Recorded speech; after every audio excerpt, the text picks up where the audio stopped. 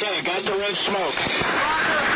Gun runs north and south, west of the smoke, west of the smoke. Okay, copy. West of the smoke. I'm looking at danger close now. Come on with it, baby. Give it to me. I need it. You're cleared hot. Copy, cleared hot. Where would you like to begin, Jack Carey? Where should we start? We should just catch up. I kind of wish we had recorded the whole ride from the airport. To catch up? Yeah. Yeah, for sure. And I almost, as I was flying out here, I thought, it's going to be impossible because, we'd have to have the stuff set up in the vehicle. I think it's been done. I actually think that Dudley has done some podcasts. Oh, really? He did it on a plane once. Yeah, audio wasn't the greatest. I can tell. I would suspect that the plane would be louder than my vehicle, though. And I've heard Rogan did a couple on the iPhone. Yes. In a car, but you could tell it was in a car. This is much more professional. It is. Yes. And how many settings could there be that are like this? For the people who are audio only, I don't know what to tell you other than you should probably go to the YouTube. We have some special guests here with us at the table. Yep. Yeah, they're not going to talk much throughout the podcast, but there are 4 of them for sure that have joined us, which is amazing. I feel very comfortable in this environment. So what do you think of Montana? This is amazing. So I always knew that I would love Montana, and I grew up with this vision of Montana because growing up in Northern California, you just had this, growing up in the mountains and all that stuff. But Montana was like the next step. That was freedom, especially in the 80s. And so I've been here a couple times. Been to Helena, been into Billings, and then the drive up to the Breaks up there for a hunt. But I have not explored Montana the way that I would like and the way that I thought I would have at this point. So flying in today, it was so beautiful. Yeah. And then the drive out here is incredible. I might not leave. You're welcome to stay as long as you would like. I appreciate it. I appreciate it. You have coffee? You have coffee here. So I have coffee. We're pretty good. Like if something happens, we're going to be pretty good here. Yeah. I have steak and coffee and booze. And we have deer right outside. We already said hi to a couple of them. We're a little early for season, so then we might have to let them mature a little bit more. I'm talking about end of the world type scenario. Oh, it's fair game. Yeah. I think we're good. There's no turkey, though. I haven't seen any turkey out here. But I've heard that there used to be some. Yeah. Well, if they ever come back, then we could have turkey, we could have deer, we could have elk. Are the moose wandering around here? I have seen a moose up here, not near where we're sitting, but the moose that I saw was east. It was over by the Hungry Horse Reservoir, which is not going to make any sense to you, but north end of Kalispell, heading east towards Glacier National Park, and then we took another right. Okay. Which is about as precise as the directions that I get. And I was coming around a corner and just like, boom. Oh, hello, moose. And the moose was heading first for some safe ground? I don't know what he was up to. He stayed on the road for a little bit, looked at me, and then continued on with his life. Nice. Yeah. Yeah. Point being, we're in a good spot. Yes. Yeah, you're not gonna high ground. Yeah, and you're not gonna be at a lack of wildlife for sure. No, this is beautiful. No, I love it. Love it out here, and I would not be surprised if we had a place close by in the coming years. We'll see. I would get it. I actually myself want to explore more of Montana. And so for people listening, I live in northwestern Montana, and that's as specific enough as we need to be. About 60 miles from the Canadian border, but the state is massive, obviously. I've been to Missoula, which is south of us by about 120 miles, and I only know that because I drive by that sign every day. Nice. So it's not about 120 miles from that sign. It's exactly 120 miles. Yep. I've been to Helena a few times as well, passing through only. Bozeman, I've spent a little bit more time there because Big Sky, and I get confused, or I'll confuse myself. Big Sky, the ski resort area is there. Big Mountain is the one that's up in Whitefish. Okay. Flip-flop them sometimes. Yep.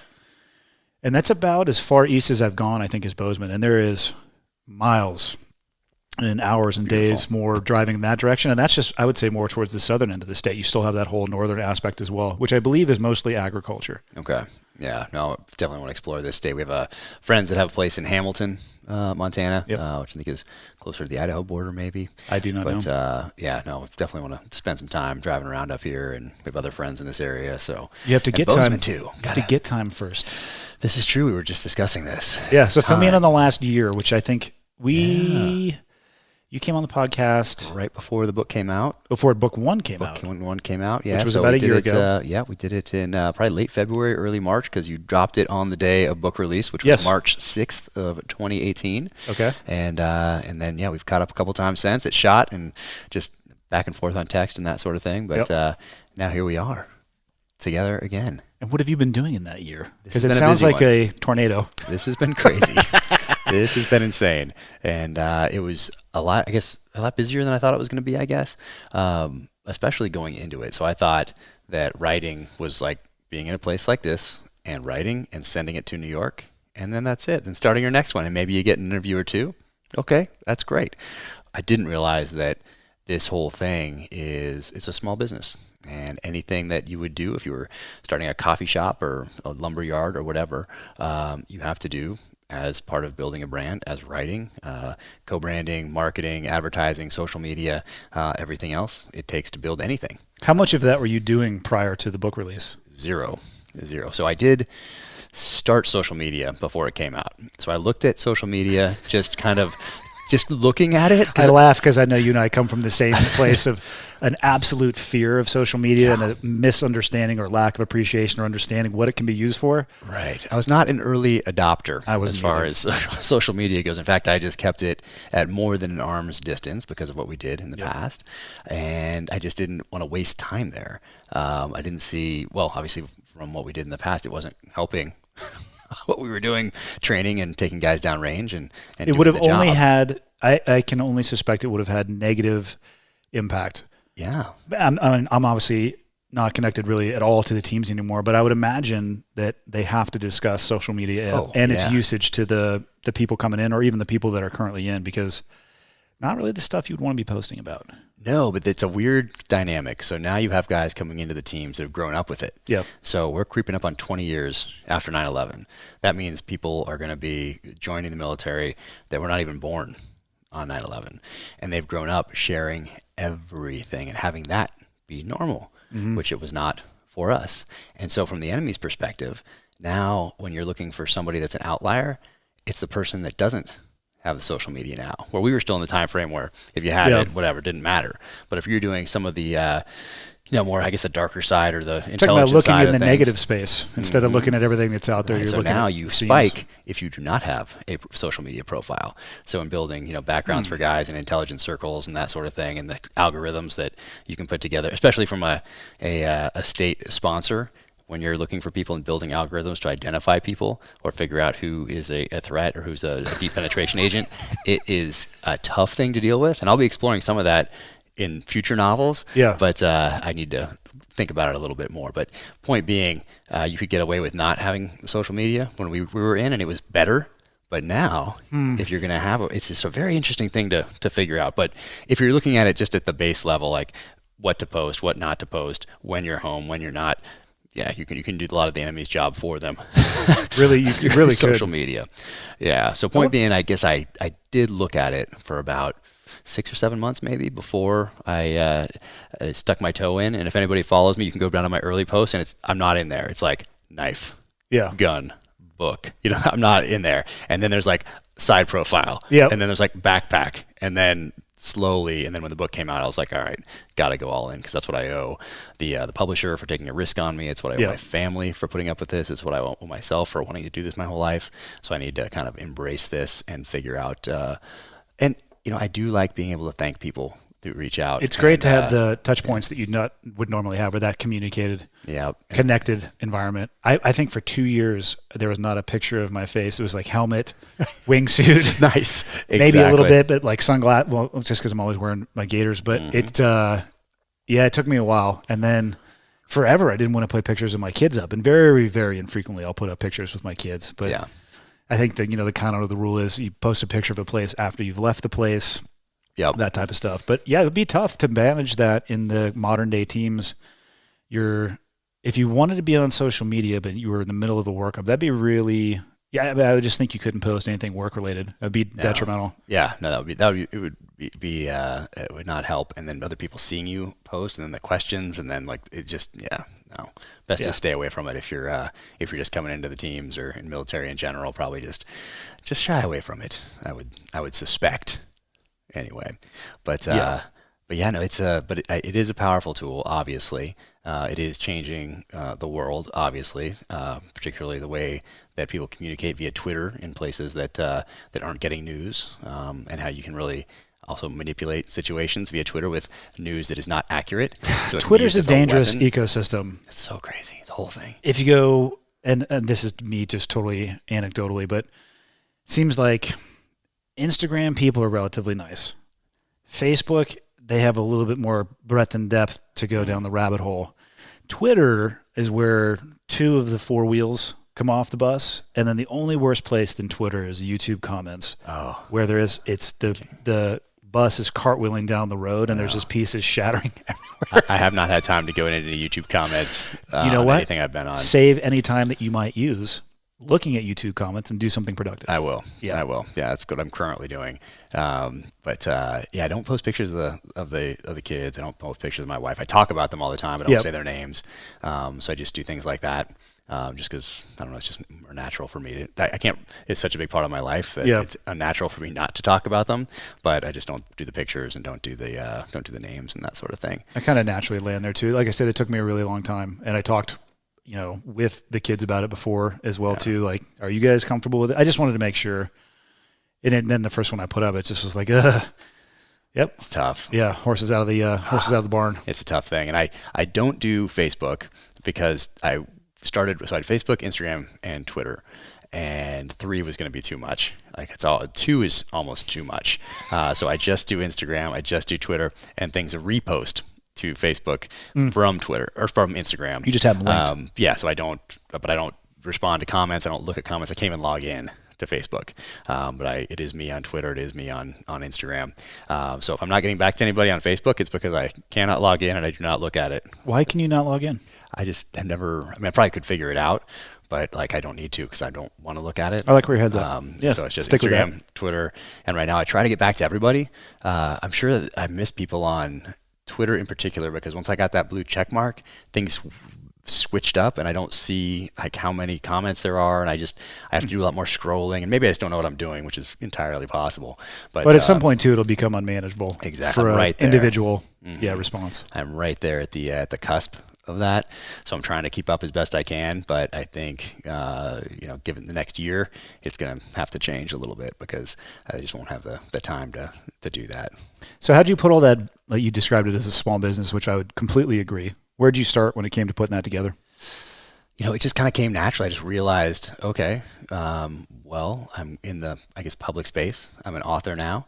I need to promote the book. I need to build a foundation, build a base. Used to be back in the day that a New York publisher would do that with a publicist, and word of mouth would kind of take over, but it was actual word of mouth around a water cooler or to a friend. But now we have word of mouth electronically via all these platforms. So I looked at it kind of the way that I looked at solving problems on the battlefield. So aggressively solving problems, looking for opportunities and capitalizing on those opportunities when they emerged to get whatever advantage we could over the enemy. So I looked at this, although the repercussions of making a bad decision here are a lot less dire than on the battlefield, very similar. Solving problems and figuring out the best way to use your time, your energy, your resources to maximize whatever whatever the outcome that you're after. So I kind of looked at it like that. And I didn't have any baggage coming in. That's the other part, because of what we did in the past. Obviously, we didn't do any advertising. We didn't do any branding. We didn't do anything. All we did was focus on the mission and how do you destroy the enemy? What's the best way to do that? That's it. So I didn't have this is what we did in my last job, or this is the way we've always done it on Facebook, or this is what we're... Clean slate. Not exactly that. Not even a lens, not even a filter with any sort of a tint to it. It was just clear. Okay, here's what I need to do. How do I do it? Oh, look at this opportunity. Okay, I'll take that. But that also leads to not being able to say no, or it's very difficult to say no, especially as you're starting something up, which it feels like a startup, and that's what it feels like to me. And it feels like a full-on sprint.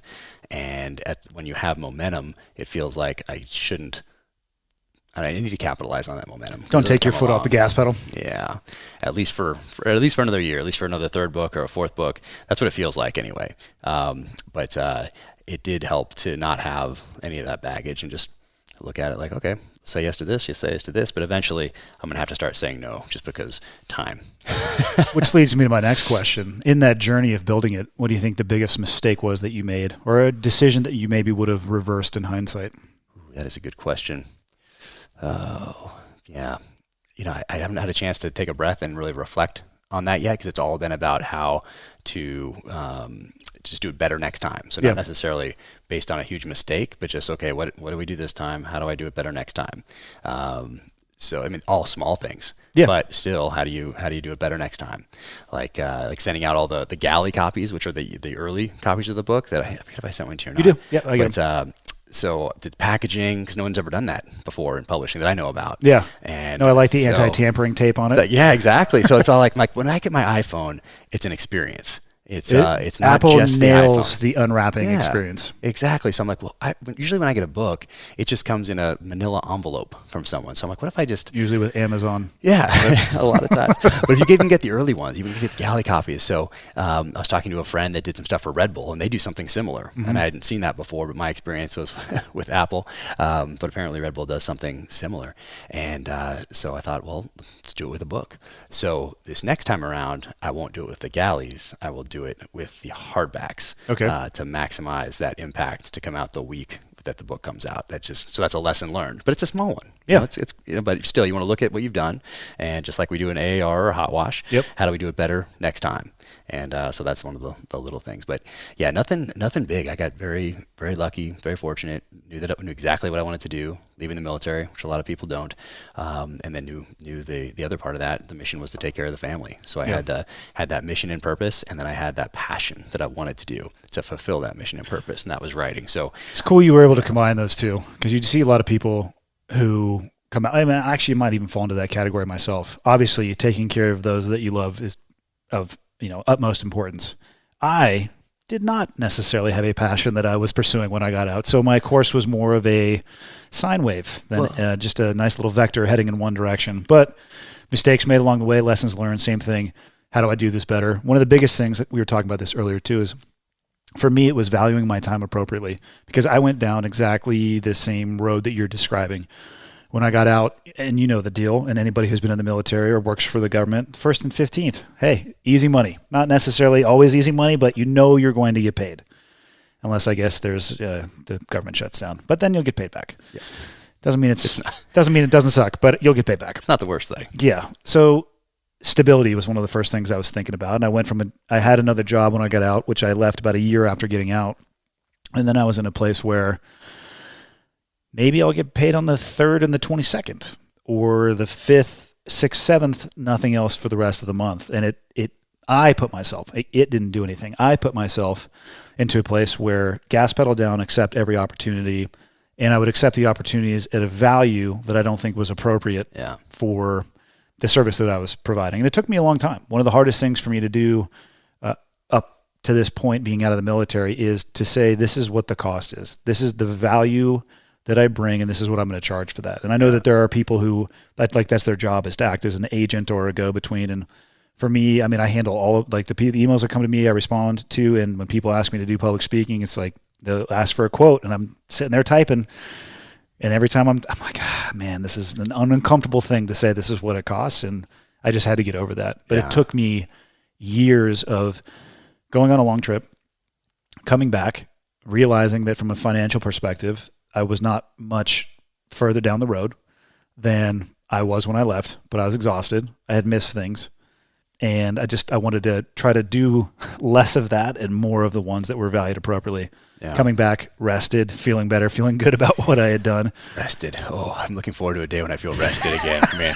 I know I look tired. I am tired. I haven't worked out in a long time. Like, I mean, I do stuff in the backcountry or whatever, and I get on the trails and ski and all that sort of thing. But so what happened to the pace of your life after that last podcast? Because that first book was hitting. Like, what changed in your life when that thing came out? What is the last 16 months? Yeah, well, working out fell kind of, off the schedule completely. Yep.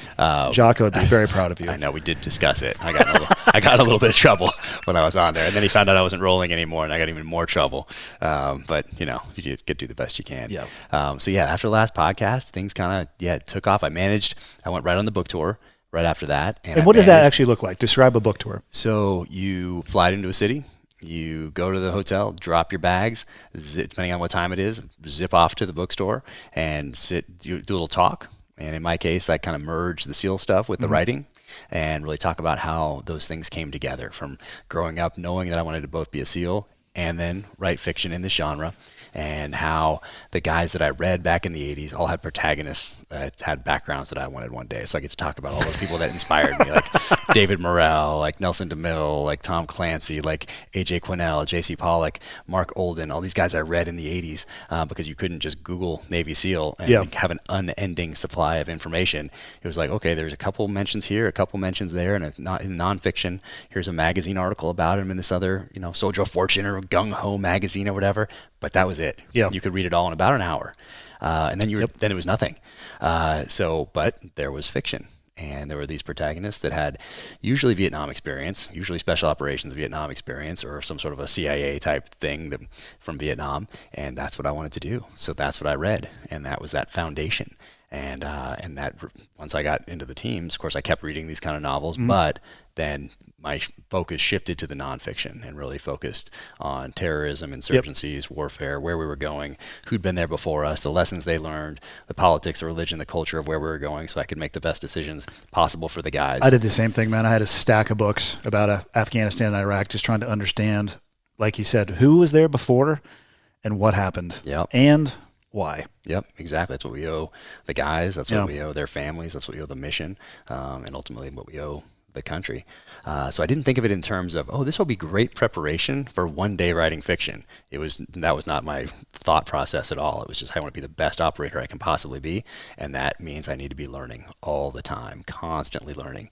So I did that, and then what we did on the battlefield in Iraq and Afghanistan, that experience and the feelings behind those experiences then really all came together with that foundation, then the studying of warfare, and then those feelings behind the experiences kind of all came together at the right time and place to be able to translate that and apply them all to the pages of a fictional narrative. So it really worked out. I didn't plan it that way. I just knew first SEAL, then write. That was it. But it just happened that all those things that I did really informed the novels and really made it break out from the other things that are out there. Led you to a bookstore one day so you go and you talk for an hour? Yeah, so I talked there. I talked for like 20 minutes, maybe 30 minutes. And I like questions a lot better because if I'm just talking and I'm just getting I was looking at these faces, I don't know if anybody really cares what I'm saying, but I know that if one person asks the questions, I know that person is interested in what I have to say. And it's going to lead to another question. Yes. Yep. So I do like the questions a lot more. So I just prime it with a little of the background.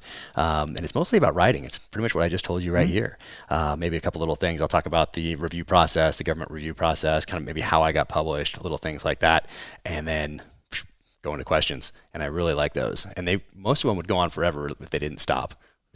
So the crowds were pretty big this time. So you'd fly in straight to a bookstore, finish that one. Is it then right back to your hotel or right on another plane? But a lot of times, especially this time, more so than the first time, there were a lot of interviews. So I'm trying to get cell signal as I'm driving in the back of a Uber or whatever it is, and I got one bar, and I'm trying to do a live radio show in like Philadelphia, and I'm in Denver, and you're trying to, do all that stuff, and so you're doing that, doing podcasts, TV appearances, and then taped radio stuff. So you're doing all that, and it's changing by the day, and so you can only, for me anyway, I could only print out before I left the house, and then was on tour for 9 days. So 9 days, 9 you'd go cities. 9 days at a stretch? This was this time, yeah.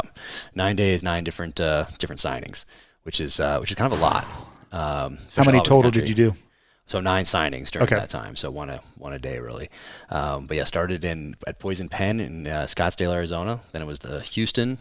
Then it was to Dallas. Then it was to San Diego. Then it was to Portland. Then it was to Fort Carson. Then it was to Denver. Then it was to Vero Beach, Jacksonville, and then home.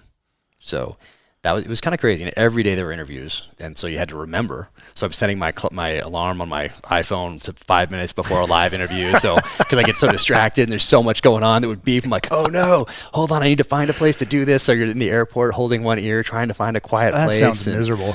Yeah, it's good problems to have. So these are definitely not complaints. These are very, very good problems to have, and I feel extremely, extremely fortunate.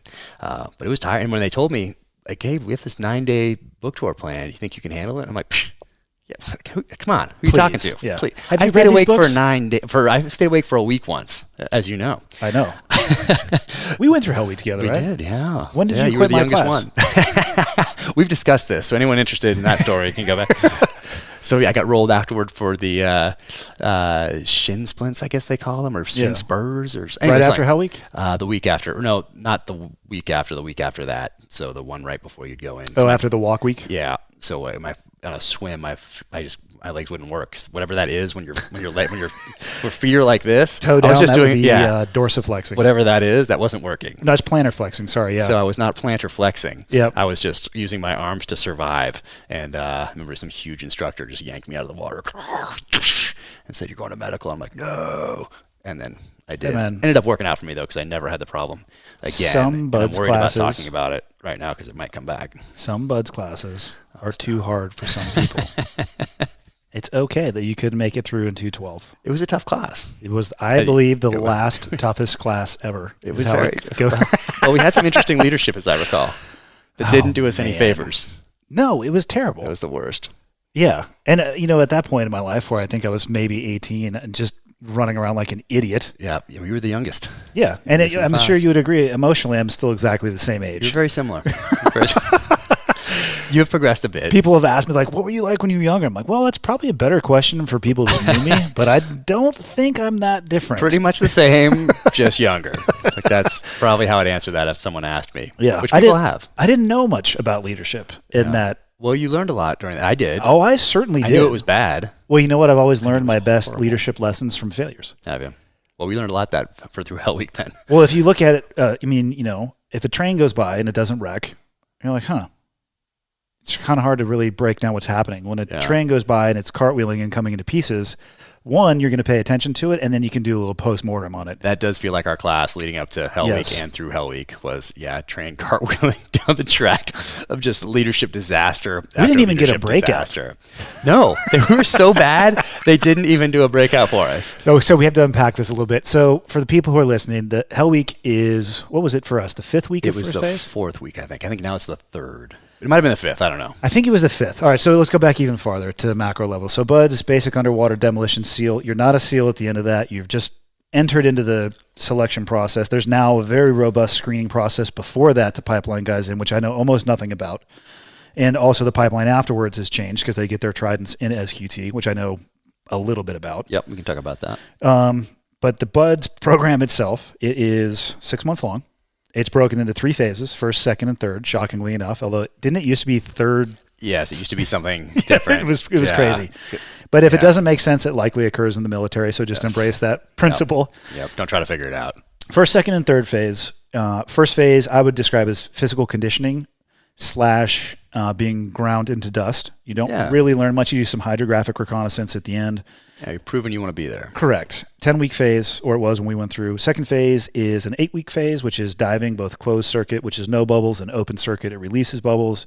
Third phase, I would say, is an intro to land warfare skills. Navigation at Mount Laguna, San Clemente Island, some very basic maneuvering tactics, which all tactics are based off of, and it's amazing how well those basic ones have served me over the years. By the time you get to third phase, your odds are great. In second phase, there's a test gate called Pool Comp, which I actually administered when I was an instructor. If you can make it past that, your odds are looking really good. It's kind of, I would say, the last go, no-go test gate, probably in BUDS. Yeah, I mean, I think you get most attrition other than Hell Week in Pool Comp. But I would also, I should break it down as, that first phase, just proving you want to be there, that you've had that, you have that grit. Second phase, it's proving you're comfortable in the water. Because even if you really want to be there, you're a great leader, you're in great shape, you're all the things we're looking for.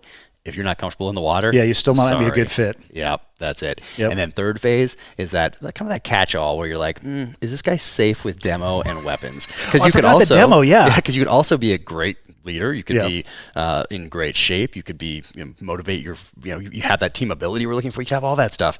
You could be comfortable in the water. You can pass pool comp and be really good with all that. And then you could be a disaster. Somehow you could just not be safe. Just a total shit show with the gun. It's possible. Yeah. So that's really where to catch those guys. So that's kind of how I break it down. Yeah. In my head. And in first phase, the main test gate there, or I would say 70% of the attrition probably occurs, is Hell Week. It starts on a Sunday evening. It ends on a Friday afternoon. And Sunday night is supposed to... So they call a breakout. And, I would imagine, I watched a couple of them, and the instructors get fired up, right? Because you're going into the armory, and you're getting... It used to be the M60s with blanks, and then it became saws. And, grenade simulators and smoke grenades, and they have everything taped off. It's actually pretty funny watching it from the instructor side. Oh, yeah. Like there's the fire hoses. Well, there's like life jackets on the concrete pillars, which you never see as a student. I saw all this safety network when I went back as an instructor.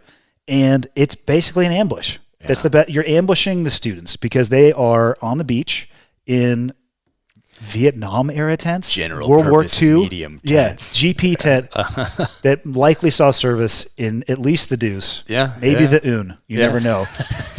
Yeah. And so you're laying out there on cots.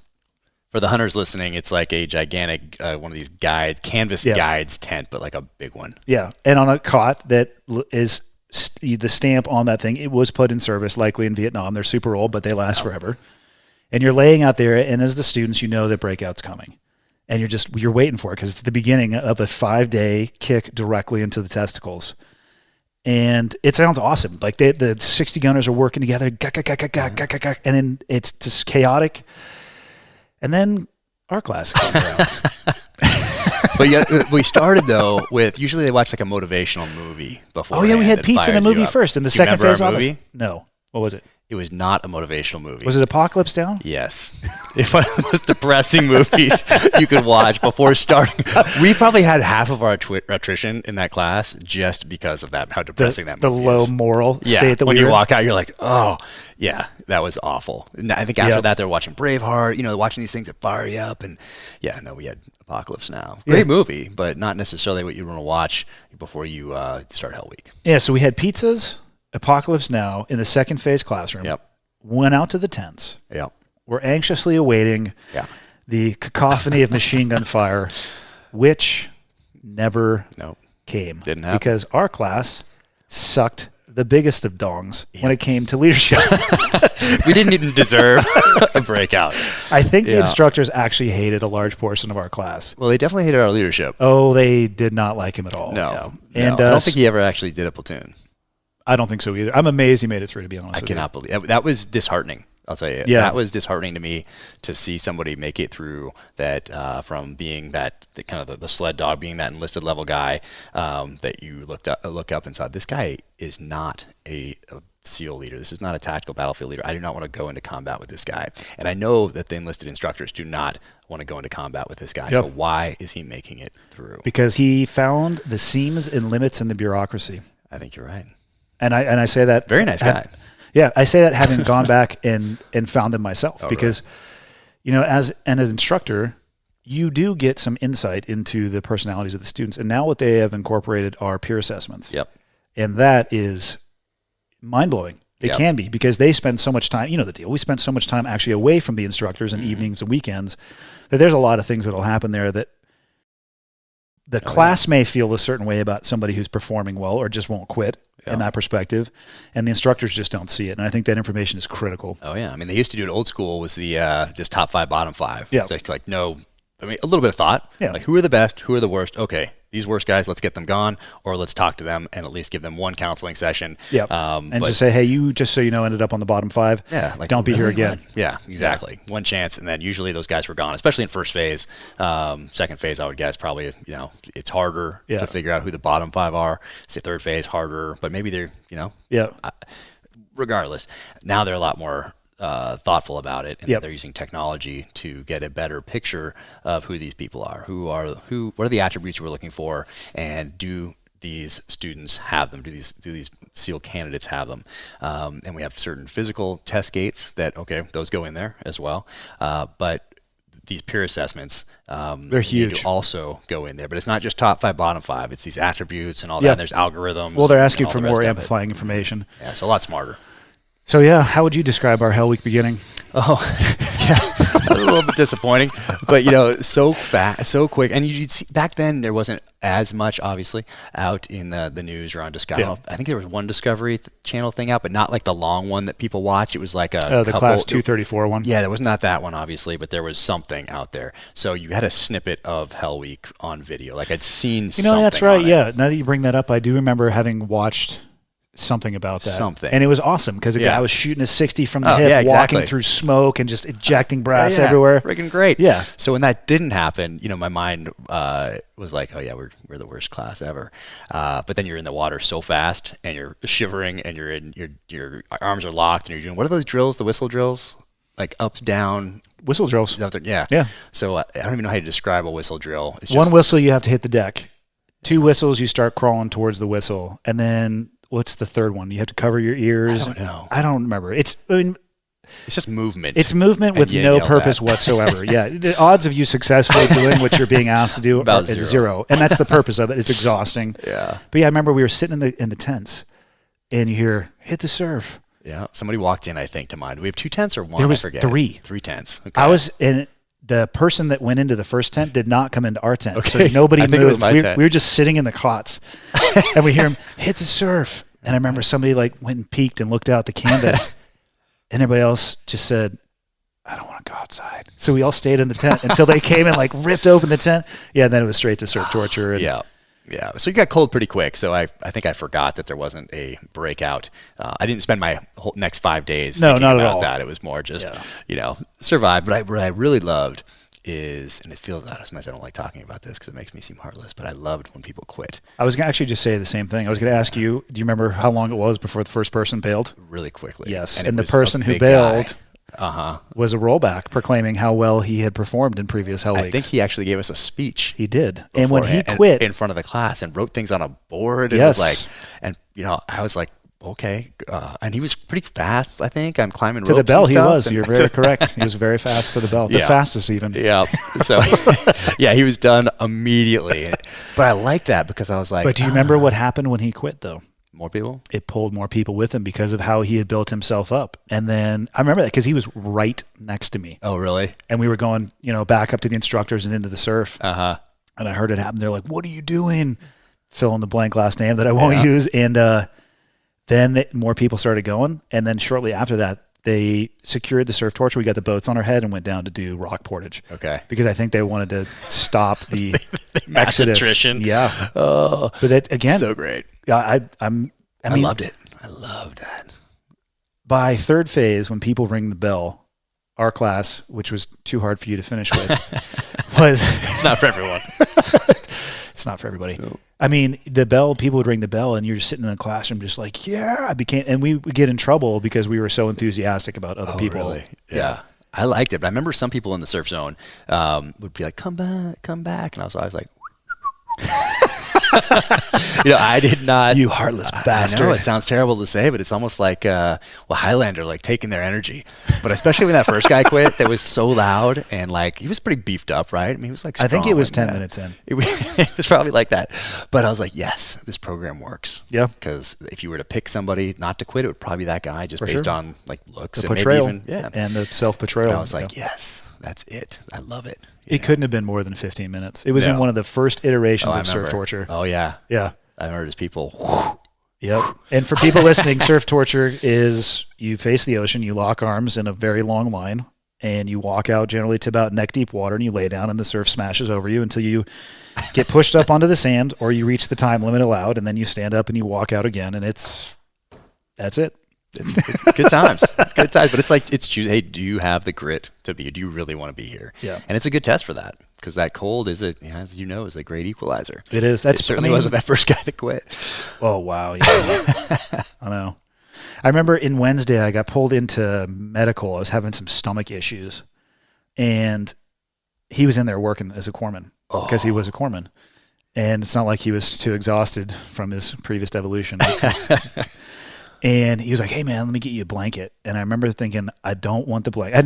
This story doesn't have much to do with him, but I remember thinking, don't give me that blanket because I don't want to warm myself up. Yeah. So I tried to keep myself cold because it was the transition from hot Worst. or warm to cold, like sitting down and eating for an hour and then trying to get your body moving again. I'm like, get that thing away from me. I'll take the meds. Yeah. I think they jammed some Z-Pack down my throat nice. or something. Awesome. Yeah. And then, and I was just right back. I'm like, just get me back in the ocean, please. Not that I wanted to be in the ocean, but I knew I didn't want to be in a room with a heater in it. Yep, which is why the worst part for me was that 2 hours they get if you have sleep or whatever on Wednesday. So you go back into these tents and they are awful. I mean, it's just all these bodies that have been moving since you woke up Sunday morning. Yeah. And then you've just been moving and you've been in and out of the surf zone and you've been to the chow hall, whatever. So your body's kind of warmed up in there as you're eating, and then it's just stinky and smelly and it's just disgusting. So all packed into a tent with no ventilation. None. For 2 hours. Yeah. And I can only imagine just walking into that, just how awful that It wasn't would be, great just, like, as an walking into instructor, that. yeah. But the waking up from that. And so we did get a little mini breakout from those. I think people threw flash crashes in, maybe. I vaguely remember even that Waking rest up. period. right? Regardless, I mean, you could get an hour of sleep. Maybe you got 2 hours if you like hit the rack right away. Yeah. Maybe it's 30 minutes. Who knows how much you actually get there? And you go right into like your body just starts going into REM right away. Yeah. But then you wake up. It seems like a second later, you're back in the surf zone. Yeah. That was it must just let us just keep going. But that was the worst part to get back up. And we got some quitters there on that one. We did, which is a little bit late in the week for that too. Wednesday. Yeah. Yeah. Usually make it to Wednesday, you're okay. But getting back up from when you're here's the most bullshit saying in buds. If you can see the sunrise on Wednesday morning, it's easy from there. Oh, is that? Fuck you, whoever came up with that. You can make it if you see the sun come up on Wednesday morning, but it is no easier to get to Friday. Oh, no. It's out, but it was kind of, but at that point they're keeping you awake and you're just moving and you're doing that was the interesting games part. And you're all that stuff. So you're not doing things for time anymore. If you're doing it for time, it's a competition. Oh, it was around the world. So that's for time. And then around the world, was it for time? Yeah, we were racing. Oh, interesting. I don't even remember. But we didn't even get to go around the world, right? We had to go like halfway around the world and then back. So around the world, we got to describe this one too. The boats. If you go Google Buds. What would be the best thing? Buds boat crew. Hell Week around the world or something. I'm trying to give people perspective of the boat, like Hell Week boat crew or something like that. And you're gonna probably find a picture of people running with boats on their heads because they're really easy to paddle in the water, but it sucks on your head. So you're gonna spend most of the time with it on your head. But you start at the command, which is right there in Coronado. I'd say the southern edge of Coronado before you head towards Imperial Beach, and you're supposed to paddle south to Imperial Beach. That's where you do the portage, and then the mud flats is right there. Yeah, that's healthy. Yeah, it was super good. And then from there, you paddle back up, and now you're on the bay side. So you paddle to NAB Coronado, which is the bay side base, which is directly adjacent to the ocean side, separated by the Silver Strand going up. Buds is on the ocean side, NAB Coronado is there. Then you're supposed to paddle all the way around to North Island, go through the opening to the channel. So you're still in the bay, but now you transition to the ocean, come back to North Island on the beach, and then you finish up back at the compound. Did we do that? I don't think we did. No, I think we did that. We did the mud flats. It was a separate evolution, though. And then we went across the mud flats, and then we paddled back for mid-rats on the bay side. Yep. But that was we ate them in the soccer field. Yes, I do remember soccer field. But that was a different day.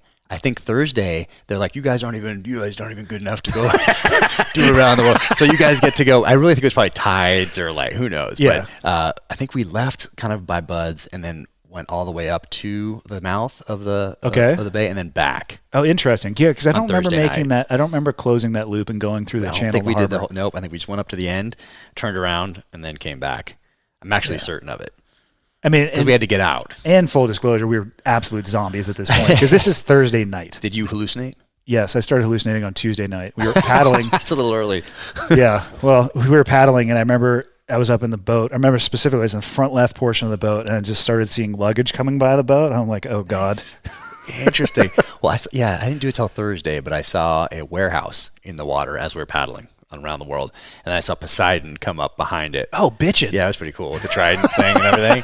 And I just kept paddling. I was like, oh, it's normal. So there's a floating warehouse out here, and there's Poseidon coming up behind it. It's hard to describe the mental and physical state that you're in for people to understand, because then they secure you on Friday. You get a T-shirt that's brown instead of white. You get handed. It's pretty sweet. It's pretty sweet. You go through medical there, and the conclusion is on everybody. Oh, you're completely messed up. You need some sleep and food. Yeah. I got a red Gatorade and an entire pepperoni pizza that lasted about 7 seconds. Yep. And then the most painful and uncomfortable sleep of my life. Oh, really? Oh man, my body hurts so bad. Really? I woke up Saturday. I don't know. I'm not even gonna guess what time it was. I had to pee. And just the evolution of getting out of the bed and walking to the bathroom and going and coming back, I'm like, what's going on here? Interesting. I think I pissed in a bottle. Or maybe that's later. That's a varsity move. I wasn't there yet. But our mattresses are on the ground. Remember, their mattresses are on the ground. They're off the bed, even the bottom bunks. Because they didn't want you to fall off. Well, I think isn't it because if your hand falls off, your body's not strong enough to push all the fluids back up? I thought that was the reason. But maybe. But I was not in the best mental state when they were describing why the mattresses were on the ground. And then the next day, I remember getting up and going to Ruth Calendar thing and getting the buffet, all-you-can-eat buffet. Yep. Yeah, I remember that was like the best food I ever had. I did the same thing with my dad. Yeah, and then I think a couple months later, I was going to take some girl to breakfast, and I was going to really impress her by taking her to Marie Callender's. Spare no expense. Yeah, I looking back, I'm like, oh. Yeah, no, not not a black belt move. For sure. Yeah. Wow, man, how did we get down this rabbit hole? I love it though. We live in Hell Week talking about people quitting right away. We were And on just poor leadership, first, yeah. second, and third phase. Yeah. No, we were just talking about Hell Week. Somehow we started talking about breakout and not having a breakout. Yeah. And we were talking about your book tour and leadership. That's right. We did segue. We did segue indeed. Oh, point being, 9 days on book tour. I thought I could do it because There it I'd was. been Yep. awake for 5 days once. But now I'm 46. Yeah. It's not quite the same as you were 18. I think I was like 21 or something. So not quite the same. I was a little bit tired by the end of this 9 days on the road, but it was great. But every second was jam packed with interviews or podcasts or TV or the signings, and the signings went long.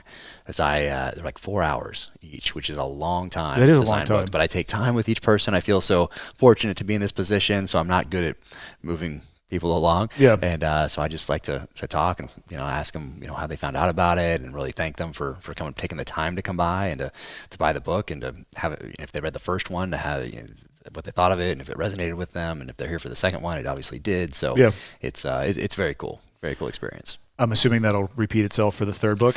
Yep. I think I'm going to do a 7 days instead of the 9. I think that's that's my plan anyway. We'll see what the publicist has to say. See what Simon & Schuster wants to do. Pretty much whatever they say goes. Yeah. But I think a 7 day is a good one. Come back and do a couple around. And I came back from those 9 days and did 2, one in Salt Lake and one in Park City. So Yeah, I did which is 2 a little bit once more I local got for you. back. Yeah. Yep. What do you have to do it in 9 consecutive days? Why couldn't you break it up a little bit? Well, you want to do it right off the bat because the first week Right off the is bat off release, correct? Yep, from the publication date, because the first week is the best chance you have of making the New York Times bestseller list, because all your pre-orders count. Oh, okay. Those numbers. So whatever anybody bought in the preceding year when it was up on wherever you can buy it, then those count as a first week sale. So that's really? the first week to hit the ground hard.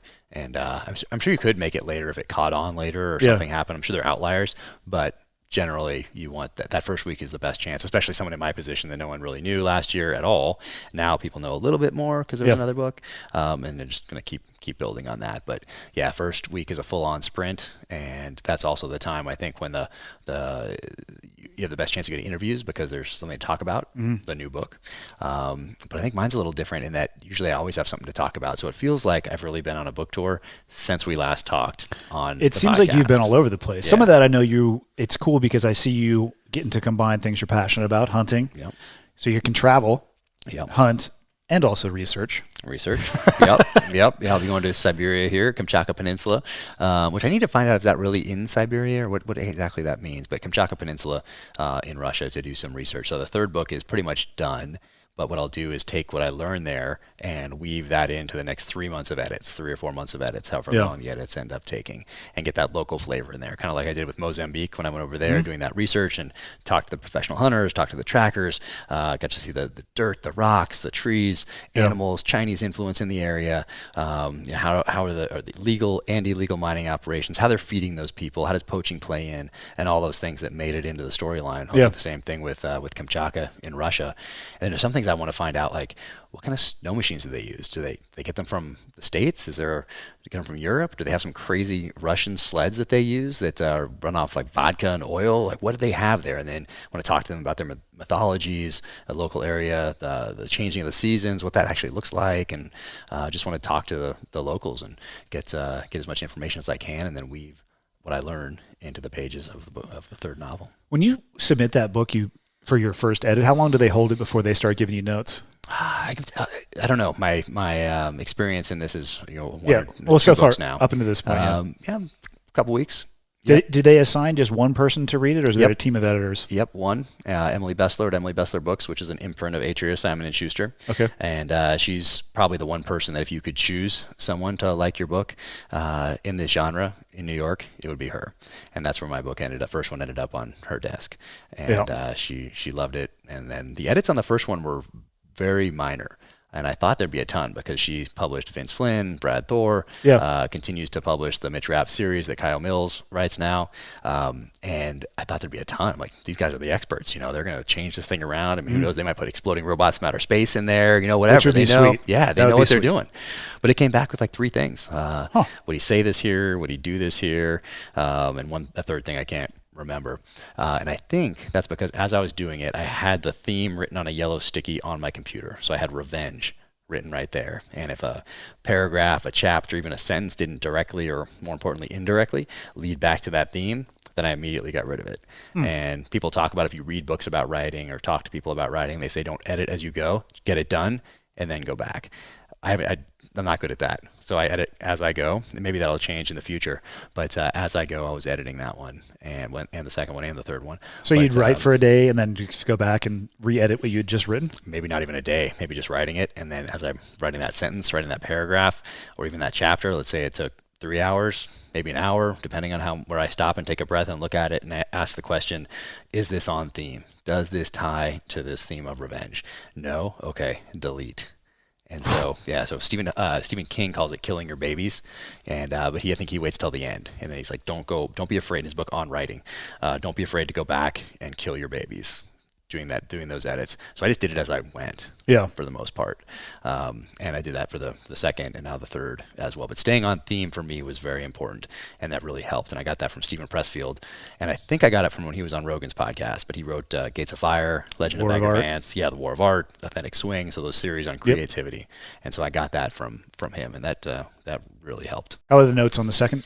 More on the second, because it was way more in depth, way more development. It was had a geopolitical backdrop that was a little different, that varied by time, space, distance. So it was a lot more to juggle. So a lot more edits on that, but not a crazy amount. Yeah, I mean, pretty much the same. Just keeping it on theme, and hey, you might want to build this up a little more over here, take this out over there. Kind of more normal type of edits, I would think. But once again, my experience is now 2 books and about to be 3. How do you know when it's done? Who makes that call? Me. And, like, I'm done with this editing process? Well, no. I would probably keep editing forever. Yeah. But at some point, it's got to go. It's got to go in. And so they'll submit with feedback. I'm sure Emily would. Yep. You make the change or what you think she's saying, give it back. Yep. So you ping pong a little bit. Yep. And at some point, you're like, it's good? Yep. So you do that. And this is obviously just our experience and our relationship. It could be different for other people, but go back and forth on some content stuff. Yep. And then you'll start a formal process where you're now in the cycle. Like, they have a date where they need things. They have a date where it needs to go to the printer because it needs to be published, and the cover has to be matched, and all these things have to line up, and it has to have been like the year ahead of time, been figured out as far as, okay, what kind of books do we have going on at these different points throughout the year? So you're not kind of competing with yourself type deal, like kind of what movies would do. Yeah. So the same studio is not going to have the 2 movies that are exactly the same coming out. Oh yeah, they Another time it for sure. might, Yeah. But you figure all that out. So eventually there'll be a time where this date, it's called the first pass of edits. Those are due. Those go in. They have a date where they're getting those back to you. So it does get formalized a little farther down the line. So that'll probably happen here in the next couple months. For book 3. For book 3, yeah, it'll be first pass of edits, second pass, and the first time. So there was a solid month between when I got the first pass of edits back when the second pass was due. And so I thought it was I didn't know what I was doing, right? Sometimes they assume that I know things, but I'm brand new, so I have no clue. And then when the third one came, I thought I was going to have a bunch of time. And so I got them back, and I waited a day because something was going on. Then I dove in, and that day I dove in. They said, yeah, we need this by end of business. I'm like, what about the whole month? I didn't, what? So I was like, oh, all right. There you go, do the best I can and get it back. But you could really do that forever. Yeah. And it would probably get better by degree, but not by much. So, and then once that goes, it's like a round down range. It's gone, and you can't get it back in the chamber. Nope. And you can a little bit with ebooks. So there are a couple of things that I get to change. They get changed very quickly on ebooks. You get a couple mulligans. Yeah, those change instantly in ebook. Like when I find something in here, I call, and like that second, it's done. Yep. And so anybody that downloads it from then on, it's fixed. Audio can do some magic. They can do some magic really? And fix it there.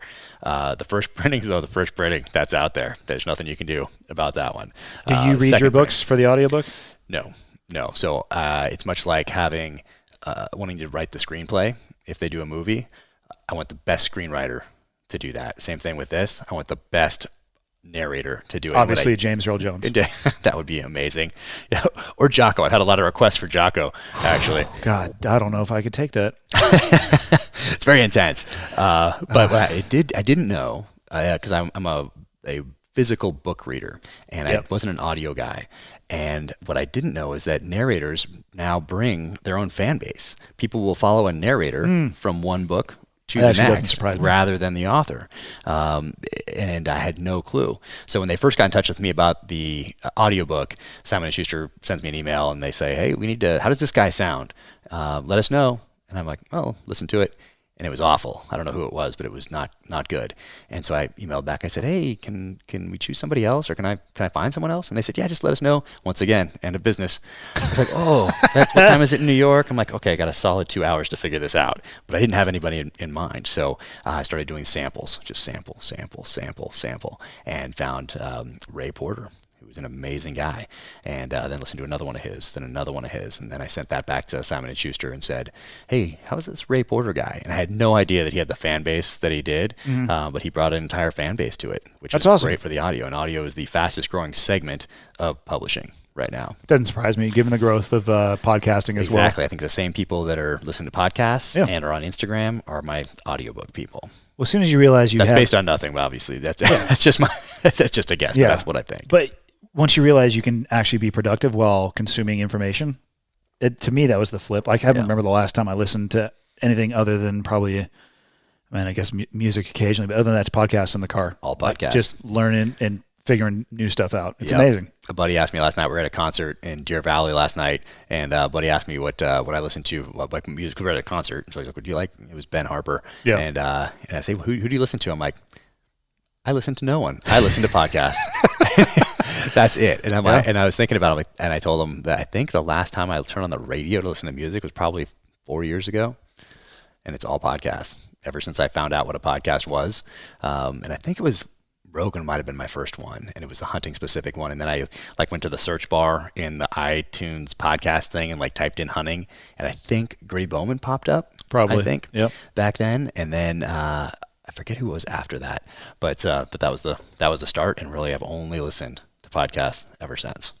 Yeah, I'm kind of in that boat. I was late to the game, way late to the game, podcasting wise, as far as consuming them myself.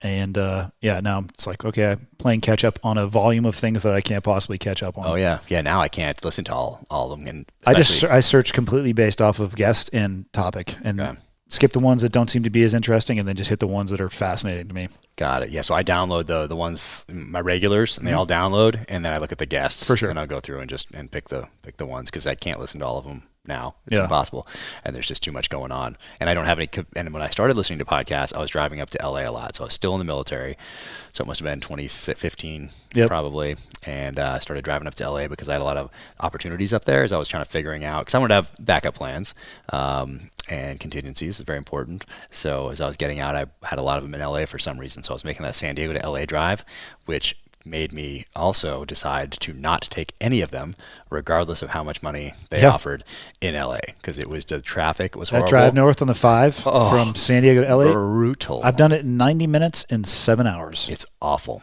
And with no control over which one it was going to be. And also, I've been in traffic jams in LA at 3 a.m. Yep. There's fire on the car on the side of the road whatsoever. Or whatever. It's crazy. So, but I pretty much decided that, and I had some pretty nice offers up there, and I decided not to take any of them. It's just being in traffic for life. That's not what I did the last 20 years for. Just sit in traffic, just to have a bank account that was fairly robust. But it did give me a lot of time to listen to podcasts. So I did get to do that. 2015 is when I found them as well. Okay. Yeah. Not exactly on the tip of the spear with that one for either of us. It might have been 2014. I can't remember. But anyway, it was. I found it a day before you did, so it's fine. Whatever year yours was, I was right before you. That's it. What is I'm always this a couple inches tall. What is this shit you're telling people that you're taller than me too? I am taller than you. Well, how tall are you? It's the platform shoes. I don't wear platform shoes. How tall are you? You're 6 foot tall. We show the guests. You're 6 foot tall. I'm wearing flip flops. I am maybe a little bit taller than that. How tall are you? You're not 6'1". I might be. You're not. Well, I know that you're not. But I know that you're not. I love you more. Yeah. Somebody told me like, oh, I met Jack, and he was telling me how he's taller than you. And I said, well, first off, that's just is that odd. Dudley? Yeah. Because it was a competition thing. I forget, it was like a photo we were in or something. Well, what sucks is you can't I forget talk what about it was. height with him because he's 8'4". I know. He's a monster. But he moves through the woods like nothing I've ever seen. Ninja. Oh, it's really impressive actually. Until he says, "Let's go," and then you're like, "Oh no," because he's just. And you're just sitting there like, oh my God. You're running like twice as far. His normal steps are about 1.5 of my gait. Yep. No, I get it. Yeah, it's tough. I totally understand. Yeah. How do we get on the? Oh yeah. Hunting? Oh no, the podcast. Yeah. So you discovered them in 2015. I discovered them in 2014. Is what we just figured out. I discovered him in 2014, the day before you did. And I think it was actually. I think we could probably go back and figure it out because one of the first ones I listened to was Jonathan Ward with Rogan, and Jonathan Ward does Icon 4x4. Okay. They make those just sweet Land Cruisers and now Broncos. You and a bunch are of other things. obsessed with those things, by I do the like way. my Land Cruiser. Yeah. When did that start? I think it started. Gosh, I can't even tell you exactly when it started. Because it's a love affair. It is. It's really anything. Anything retro truck wise. So it's really. And I don't discriminate too much, but the Land Cruiser is just one I could afford it back then, and the Defender 110s, Defender 90s were a lot more expensive. Land Cruisers are now expensive if you get them in very in good condition or with low mileage, which are hard to come by as well. But back 15 years ago, 10 years ago, whenever, you could still find them out there, and they weren't as expensive as the Land Rovers. So yeah, just naturally gravitated to it. Love that box. Love the utilitarian, the look, and then how they actually just were fairly bomber. You post about them often. I do. I read your posts. And Like, they're man, characters. you are They're cheating on characters in your the wife novels. with that car. I know, because they're also characters in the novels. Because growing up in the '80s, you had the Dukes of Hazzard car, you had the A-Team van, you had the Magnum Ferrari, you had Miami Vice, you had all these. If characters. you could take any one of those, which vehicle would you go with? The Dodge Power Wagon from Simon & Simon. What? Bam. Yep. How about that? I would probably go with the A-Team van. It's a little creepy though when you look back. I don't know. I liked it in old school. Yeah, I don't know. You can get away with it now though. The second choice would have to be the Dukes of Hazzard.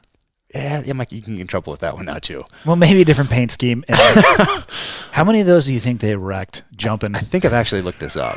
I think it was a fair number, but then at a certain point they switched over to just model vehicles. Oh, did they back really? Then they kind of just like, and you could totally tell that it was completely fake. Yeah, when you hit season 5 or something, when the cousins came in, Yeah. when Bo and Luke left and the cousins came in, Yeah. then I think they went to the models because they needed to save some money to bring Bo and Luke back. Yeah, because you could watch some of those landings and say, you're never driving that car again. Yep. As the chassis just completely bends itself. Yeah, but there's also the Fall Guy truck. So there's the Fall Guy I'm truck. not as familiar with that one. Or he had a little place in there where you could smuggle people because he was a bounty hunter. So they had this little hidden compartment in the back, keep people in there for smuggling. But I think the Simon & Simon truck, it was Dodge Power Wagon, would be the way to go with a sweet bumper. I'm going to have to check that out. I'm Yeah, not really familiar with it. Yeah, it's not for everyone either. It's true. But yeah, I think growing up with movies and TV shows that had characters that were vehicles is why I have essentially a character of the Land Cruiser in the book. And then the third one that I'm finishing up right now, I use it as a character development tool. So between two people, one of them has a Defender 110, one of them has the Land Cruiser. So it's and they talk about it. And they joke about it, which one's better. Also use the 9mm versus 45, Kydex versus leather as character development type tools. The never-ending conversations. Yeah, man. I can't even engage in those anymore. But yeah, I love them. I do love my Land Cruiser. And now it's crazy. So Jonathan Ward and the guys at Icon are actually refurbishing my old Land Cruiser. No way. Yeah. That's so awesome. It's going to be pretty sweet. When's it going to be done? It's 8 months. What? Yeah, they take a little bit of time there. 8 months from start to finish? Yeah. Okay. It's already been there for about a year and a half, just waiting. Oh, Yeah. so you were just in the queue. Yeah. Why couldn't you just Rogan's keep had it? a couple done there? Because the engine fell out. Oh, Yeah. strong. Yeah. Is that an essential piece of gear? I've heard it. Yeah, I heard it was, and then I confirmed that when my wife let all the oil come out and was driving down the road with it. And then, Did it seize? Yeah. Yeah, that's probably going to be a replace, not a repair job. Yeah, it was sad, but it sat in the driveway for a while. So I borrowed a friend's car because I was still in the military. So I borrowed a friend's car for over a year. And That's I'm good friend. Very thankful. Yeah, very thankful for that. And but now, we got it. I think my wife just wanted it dragged out of the driveway. So just having it sit there at the TLC Icon lot for a couple of years, she was fine with Completely, that. yeah, totally fine with that. Yeah. So, but yeah, it's gonna be a year. I'm gonna go out. I'm gonna go visit it. I think get some pictures. Content, as the kids say these days. When do they start And, on it? They've started. Oh, okay, good. Yeah. So it's no longer in the queue. No longer in the queue. It's everything's out of it. It's Nice. yeah, getting the repaint, the new engine. It's gonna be sweet. Will it come back damn near factory?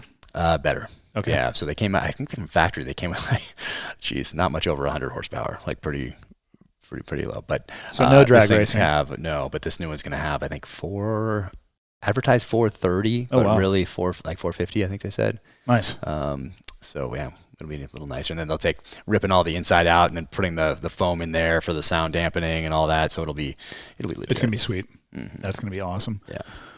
So you fire the bullet off on book number 2. Yep. How much time did you give yourself before you started book number 3? So I'll take you back to the first one, because the first one you have as much time as you want to make it as good as you can possibly get it before you send it either to an agent or to New York, however that works out. So you have as much time as you want.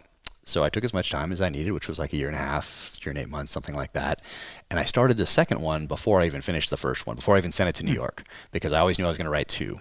And there's too many examples of people whose first books don't hit, who do a second one and that one hits. And John Grisham will be the person that most people are most familiar with.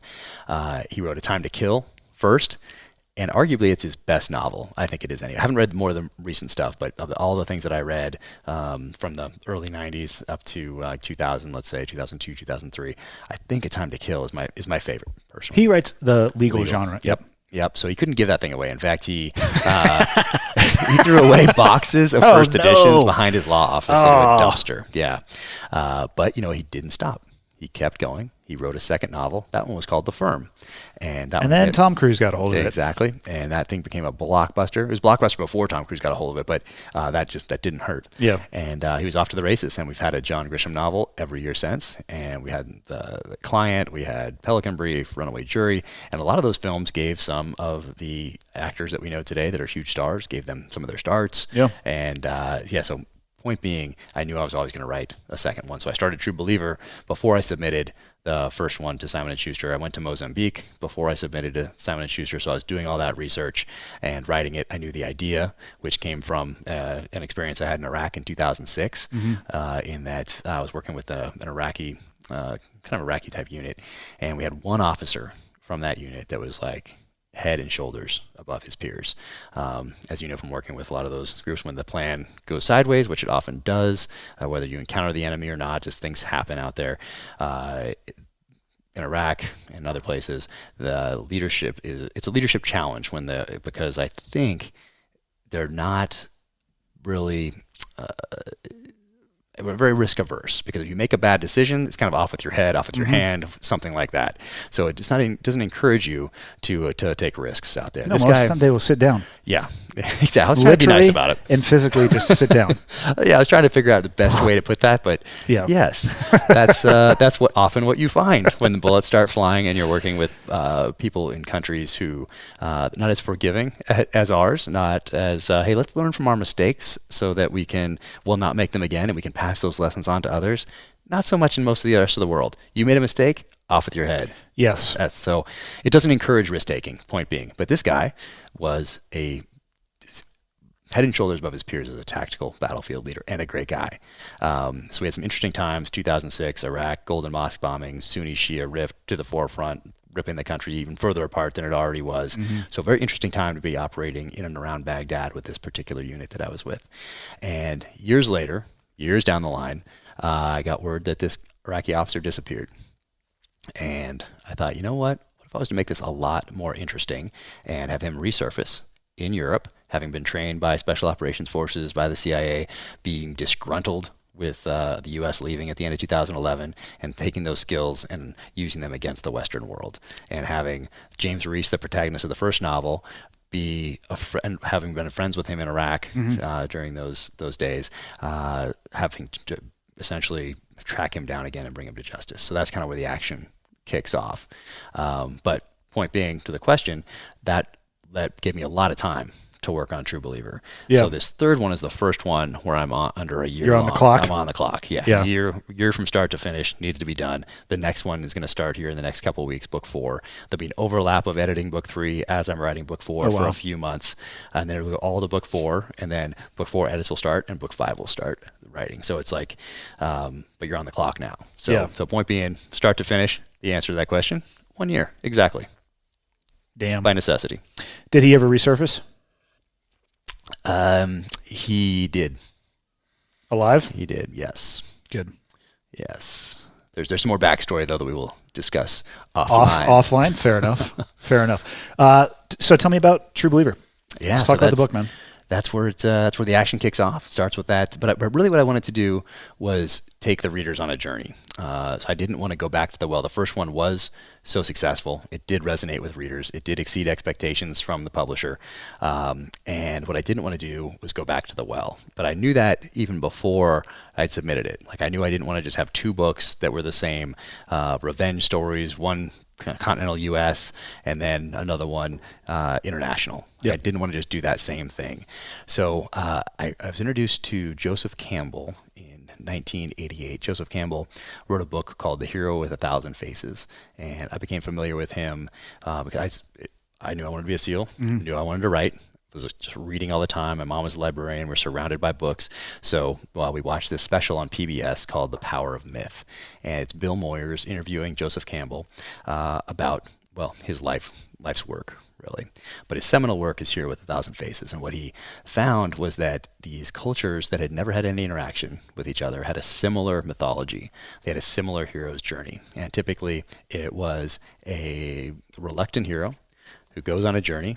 Along the way, he meets some sort of a mentor who gives him knowledge that will help him complete that journey. He faces a crucible, a test. He emerges from that transformed and makes his way eventually back home to impart that knowledge from whence he came. So there's other things that go along with it. But if you think back to the movies, you think back to the books that you read, fairy tales, whatever, they all have this similar theme. The Bible has it. Jesus goes into the cave. Emerges. Like there's all these both in religion, mythologies, and just commercial fiction. These stories follow a pattern. So that was very much in my head as I was writing the first novel, very much in my head as I'm writing the second one. And I didn't think it was, I thought it was disingenuous to not deal with the traumatic events of the first book, to deal with them in like a sentence, a paragraph, one chapter, because they were so traumatic. And he's on a journey, just like we all are. We're all on this journey. We're all looking for that next mission in life. And in his case, in James Reese's case, he's learning to live again. And so how does one do that, especially when he thinks he's dying? In that first book, he thought he was dying, which freed him up to do the things that he did, freed him up to become essentially the terrorist or the insurgent that he'd been fighting for the last 16 years, that kind of changed him from all the things that he lived for, all the things that he fought for, and now he's got to find that next mission, just like everybody leaving the military or anything, any transition in life. So this is a journey. So the first part starts off with that journey, learning to live, takes the readers on that journey, and then he's presented with the information that his former friend from Iraq has now taken the skills that he learned from the military and from the intelligence agencies and is using those against the Western world. And there's some geopolitical conspiracies that weave in, but essentially it's a story of violent redemption. So when I'm asked to just do the one sentence, what's this about? It's about violent redemption. So the first one was revenge without constraint. Violent redemption is this one. So what's number 3? It is the dark side of man. And this is the third one, is the one that I've wanted to write since the 6th grade. And I'm so excited about it because it wasn't quite ready yet. So the first one, I wrote about 6 or 7 different ideas down, 1-page executive summaries on the table. And I chose the one that I thought would resonate the most with readers, resonate with New York. And then the second one, he needed to continue to learn to live again. He needed to go on this journey. So the third one, it was primed perfectly for this next one that I've been wanting to write since 6th grade. And in 6th grade, I read a short story called The Most Dangerous Game by Richard Connell, written in 1924. And it's really about the hunting of man. Great short story. And I think someone reached out to me and said that their 6th grade class is still reading it today, which surprises me because it's A little dark. A little dark for 6th graders, especially today. You're talking about hunting, and anyway, but I always wanted to write it with a modern geopolitical backdrop, and so this was the perfect time to use the characters from the first 2 novels, today's geopolitics as that backdrop, and then explore the dark side of man through the hunting of man. So it kind of juxtaposes hunting animals, hunting humans, exploring that dark side of man, while it continues the story from the 2nd novel. So I'm super fired up about it. I can tell. That's awesome, man. That's awesome. I think it's so cool to see guys get out and be able to align their passion with what is going to provide for their family. Yeah. I wish it was more common. I think people struggle a touch more probably than they would rather like to admit. I mean, I know I did for sure. Like I said, I was a little bit of a quirk kind of out there finding my way, which I did eventually. So how do you describe what you're doing now? God, it's my least favorite question. I know. That's why I asked it. I don't have a good elevator answer or a Twitter answer for it. I was sitting down at the beginning of this year trying to think about what I do and what I want to do. And I can more accurately describe what I don't want to do than what I do now. I know that for me, a 9-to-5 in an office with a suit and tie it's not what's going to make me happy as a human being, and that's just going to augur into everything else in my life slowly or rapidly. I'm not sure. Yeah. I don't want to do the commute from the San Diego to LA. It takes me a while to drive to where I live now, but it's a different type of drive as you experienced type of commute today. It's beautiful. Yeah, and one thing I found that I really enjoyed and I found to be empowering that surprised me a little bit is I really enjoy teaching. Nice. And I discovered that, I would say, when I was a BUD/S instructor. Basically the interaction with the students, very malleable audience because they volunteer to be there multiple times. They're basically every day volunteering to show up. And when it's, as you and I both know, it's not difficult to end that process. I mean, there's some paperwork that's involved, but if you really want to, in about 30 seconds, you can be done with that bad boy. Yeah, self-select out. Yeah. And then I originally started public speaking just by speaking in public when I was working for CrossFit and teaching at the seminars. So it broke any uneasiness or fear that I had with public just because of the volume that I was doing. Yeah. It started with briefing students, then transitioned to doing the conceptual foundation lectures largely while I was working for CrossFit, and then built to actual public speaking of my own design, trying to impart the knowledge and lessons learned that we gained into the civilian world because, there's leadership. There's good leadership and bad leadership, and that's about it. Do you ever talk about our BUD/S class as far as bad leadership?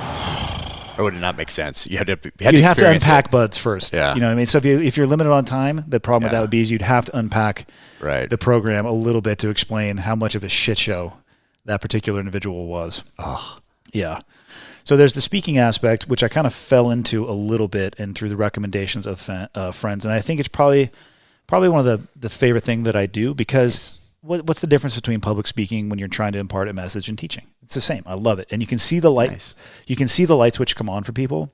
And if they leave with pages of notes, and I've been up there talking for an hour, which happens all the time, and then I stay in contact with a lot of the organizations that I've spoken at, and the impact is real.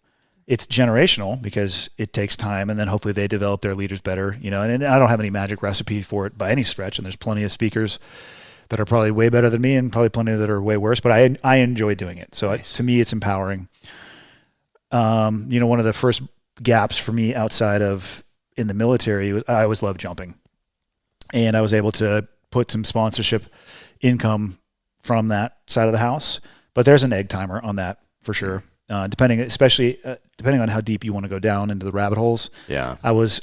I never got incredibly deep down the wingsuit base jumping rabbit hole, but I got deep enough to experience it.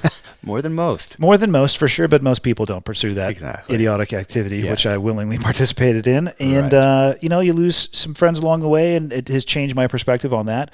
I still have those endorsements, I would say now, are largely more based around being active in the outdoors. They're not as pinned into just skydiving because that is not what I do. I mean, I used to live 10 minutes from a drop zone. I would hear the airplane take off while drinking coffee and could make it for the second load. Wow. And I would just call them and be like, hey, put me on the manifest, and away we would go. Nice.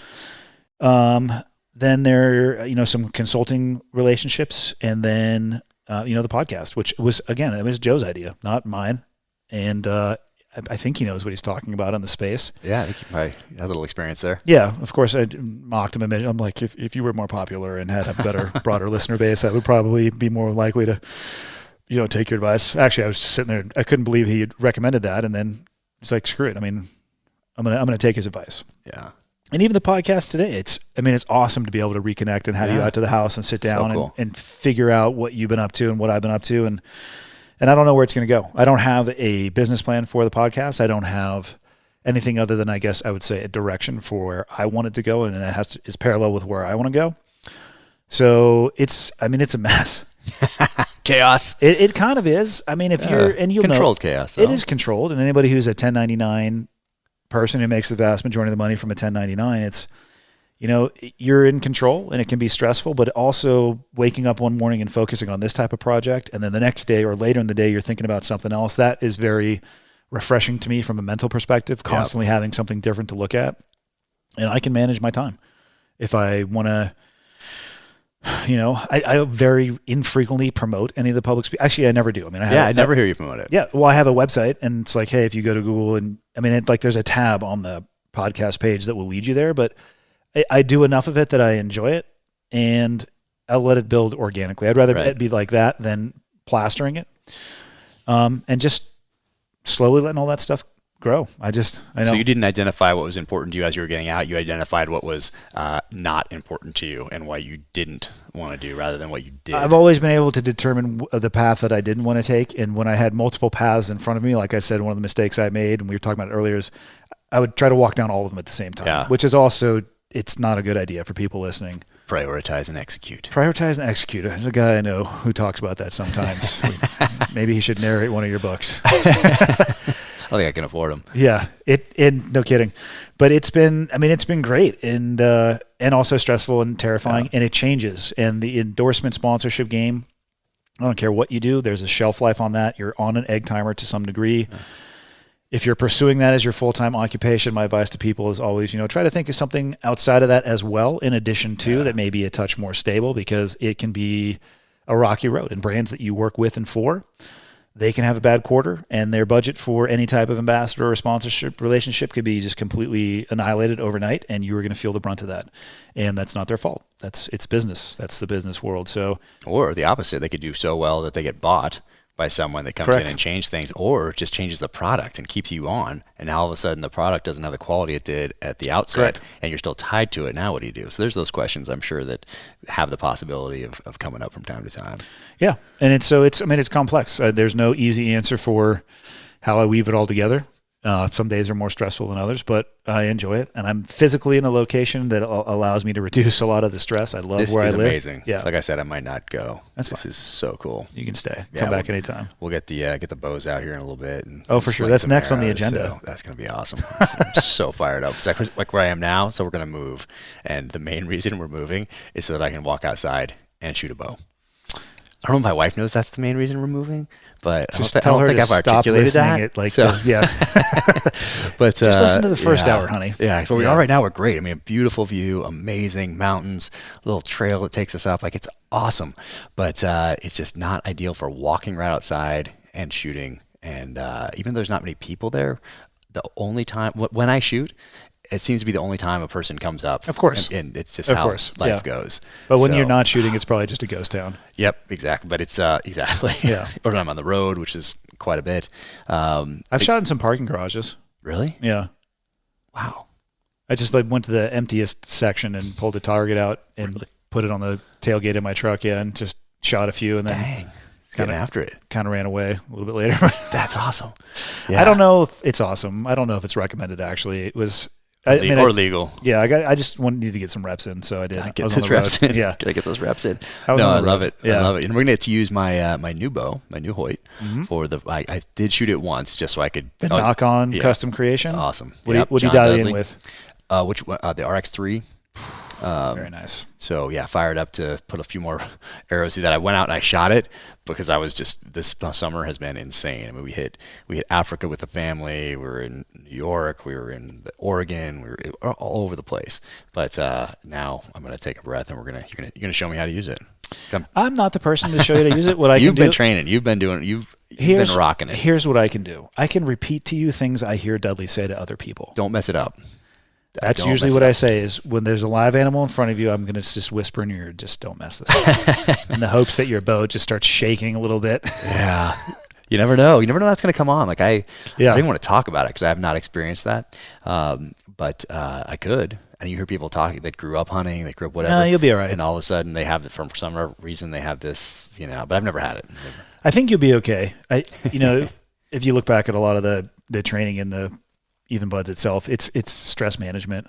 If you were to go through the first day of buds again on your last day, physically it would suck, but the stress level would be so low because they slowly lever and build over time. Like he's overwhelming people, let's be honest, is not that hard.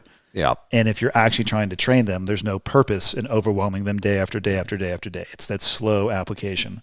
Pool comp's a good example, right? It's not a diving test, even though it's a test that involves diving. Yeah. It starts with day, ditch, and dawn. Yeah.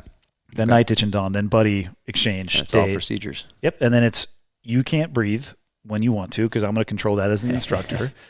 It's very uncomfortable, by the way, when you can't breathe, for those of you that... Super uncomfortable. It's about a 20-minute test where you're getting knots induced, and you could rip the tanks off your back and eject to the surface if you want to. And some people try, and they get actually shoved back to the bottom of the pool, which they think we're trying to kill them. We're actually trying to save their life so they don't get an air gas embolism as they ascend holding their breath, because that's the most common thing people want to do. So that rapid expansion of the lungs or getting bubbles in your airstream. Yeah. But if you pass that test, and I used to brief this to the students, please, for the love of God, don't go out and go do a wreck dive tomorrow because you suck at diving. What you're good at doing is following procedures regardless of the amount of stress that is being applied to you. But if I wanted them all to fail, I'd just give them pool comp day one. Yeah. And we wouldn't start with day, ditch, and dawn and then night, ditch, and dawn. So there is a lot of structure.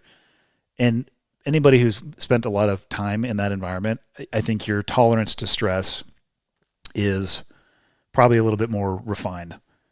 And I think you were more used to being in those environments. So for me, I can recognize the warning signs a little bit earlier. Like when I'm a good example, I'll be out in the field with Dudley and I'll feel like we're walking and my shoulders start to come up to and I'm like, oh, I need to relax. You're moving fast, or I try to stay in tune with things that are going to be detrimental to performance later on. Because if you're walking around with your shoulders up in your ears, right, just getting smoked, and then you got to hold your bow up and maybe you're going to have to draw back and hold for a long period of time. Yeah. Or how hard I'm holding the bow or managing my breath.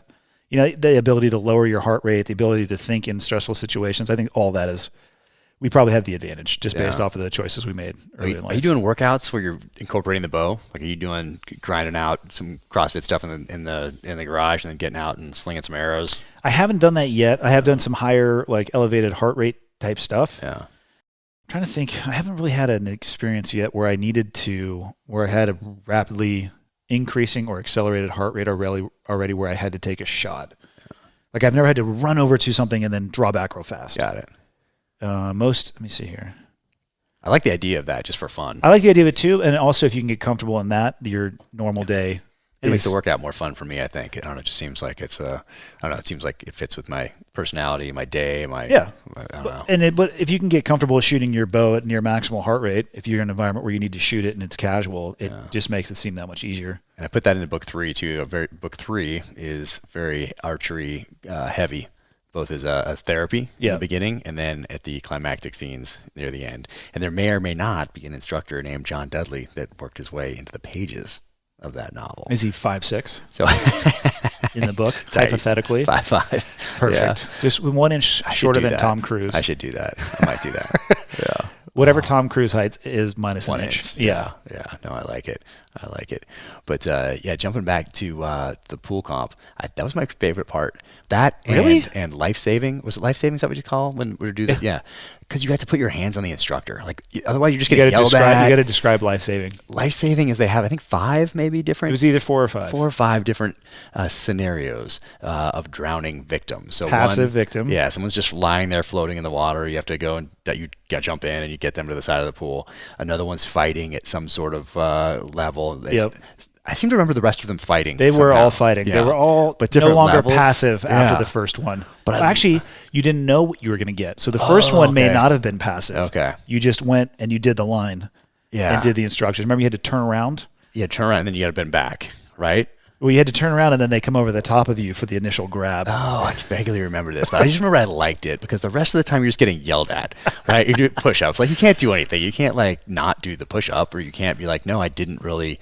That sand that you just poured on the floor of my room wasn't there like 2 seconds ago. I saw it come out of your pocket. Exactly. Like, you can't do anything, right? But in life-saving and in pool comp, you can. And it's not a fight per se, but it's you against them. And it's physical. So I liked that. Yeah. Nothing else in buds that I can remember was like physical. You know, you might get pushed, you might get whatever, you know, but you couldn't do anything back. Like, you just take it. But that there you could. So I loved life saving, and because I could just. Like, it was probably from the jiu-jitsu stuff, because I'd done jiu-jitsu so early. Before buds you had done? Yeah, so in the early 90s. So before anyone knew what it was. I was always into martial arts, always into learning. Well, so we're getting training for buds, to be a SEAL in my head, my whole life, since age 7. And doing martial arts, learning how to box, learning how to wrestle, like that sort of thing. We didn't have a big wrestling thing where I grew up in Northern California, so I didn't really have a good background there. But eventually I found Jeet Kune Do, which is really essentially modern mixed martial arts. It was just taking a bunch of stuff and using what's useful and discarding what's useless from it. And Bruce Lee came up with doing that. Well, eventually, in the early 90s, they discovered this thing called Brazilian Jiu-Jitsu, and they incorporated it into Jeet Kune Do. And at the academy or school you were at? Yep. And so I started doing it, and I was like, this is incredible, because no one knew it. So you were really good. Like, you didn't have to, like, now I mean, my level is so low, but back then, that low level, that's all you needed. Yeah, really. You need to know 1% more than the person you're and no one knew encountering. anything. No one had even heard of it. So How far I did you knew go how to in the belts? relax. White. But I was mostly, I don't think we even really did gi stuff. It was all no gi. Yeah, it was all right off the bat, because it was all about practical application. Awesome. From the get-go, everything that we were doing back then, even the stick stuff, like we're doing Eskrima and Kali and all that sort of thing. Well, it was the same angles with knife that it is with the stick, different kind of move. But anyway, so incorporated the Brazilian Jiu-Jitsu early, so I was very comfortable in that sort of a situation, which when someone is fighting me in the water, I just held on, just like I would let the other person wear themselves out, just like in jiu-jitsu. Yep. And so they would thrash all over the place, the instructor, and I'm just like, very close to, a sleeper, but not quite. Connection. And so they would just start thrashing, and I'm just relax, because they're going to use up their energy. They're going to use up their oxygen a lot more. I'm not going to fight them. I'm just going to hold on, let them wear themselves out, and then go to the top, get a little air, get a little farther, and when they start fighting again, whoop, just relax. Yep. But I was very comfortable with that. Water polo helped me. Oh, nice. Awesome. I was like, please. Same type of thing. Yeah, this evolution is not that bad. Yeah, no, exactly. Water polo is vicious. Oh, when you see guys that play, people don't understand. About 90% of the game occurs underwater. Just like, yes, it's pretty brutal. Horrible. Yeah. Yes, I did not play water polo. I would have been very bad at that. I would have wanted to get out of the pool. But a combination of those two skills, that you would have laughed at the life-saving. Man. But then pool comp, a little different, but still you against the instructor, or you against 2 instructors. I think I had 2 because they were teaching someone maybe. Was it always 2, or was it? It's a 1-to-1 ratio, but if you're being taught, it's 2 to 1. So I think I had 2 on me. But I loved it. You just go through the procedures, and then I grew up pretty much, I got certified scuba diving at age 9. My dad lied for me. It was in cold water. How old were you supposed to be? I think you had to be 12, I think, back then in like 1983 or 4. But it was cold water, so going down, you can't see the bottom. So you're like this little kid. They didn't make wetsuits for kids back then, so it was rolled up, like an adult wetsuit, rolled up everywhere. I think I have some pictures somewhere. So I was comfortable in the water, and then diving for abalone in the Northern California coast. So no tanks, whatever, breath holds, go down, you prime off the rock, make sure the right size, all that sort of thing. And abalone's delicious. It's amazing. I've done some of that stuff. Always looking out for the man in the gray wetsuit. Oh yes. I haven't done it in years, because we obviously we were in San Diego, and then into the mountains now. But it's like great white breeding ground. Yes. Like every place where we did anything in the teams, even down at San Clemente, and then all the way up to doing those abalone stuff in Northern California, that's some great white breeding ground or something. Like, I was telling people recently about the Boogeyman swim. Which one is the Boogeyman swim? Is that the 5 mile? It's when you do the 2 miler out in San Clemente, but first they make you watch the Shark Week videos. Yes. That's not good. And then they make you do it at night. And then they tell you that this is the great white breeding ground. Yeah, and all that's horrible. And that this is like the time period, and of course it's at night. That's my fastest swim. Yeah. That was for sure my fastest swim. Awful. I think the hated top that. portion of my wetsuit was not wet. I can't believe that no one's got chomped. Actually, it is surprising to me that no one has gotten chomped. Like every 2 months, there's a new class out there, 2.5, whatever. There's a new group of people thrashing on the surface of the water. I mean, I guess you're kind of underneath it with the combat side stroke, but still, think it matters. Yeah. I don't think it matters. Well, I love what Joe says about that when he says, you know, the odds of me getting eaten by a shark if I don't go in the ocean? 0. Yeah, exactly. Yeah. So I love. He tells me the same thing when I ask him if he wants to jump. He Yes. says no, because the odds of me dying if I choose not to jump are Yes, precisely I 0. completely understand. Yeah. So I did like pool comp. I did like life saving because it was one-on-one theme with instructor staff. That was my favorite. Yeah, I can see that. And looking back, the rest of it was just receive only. Yeah, you're on receive mode. You know, head down, grind, put out, do the best you can. We had some interesting cats that made it through with 212. Oh, yeah. The honor man who's in prison for murder. Yeah. He chopped somebody up, right?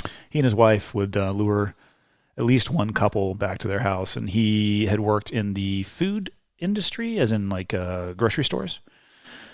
And I might be messing up portions of this, but I know that The gist is on. Cut people into pieces and then put them into grocery store garbage containers because of the velocity with which they get switched out.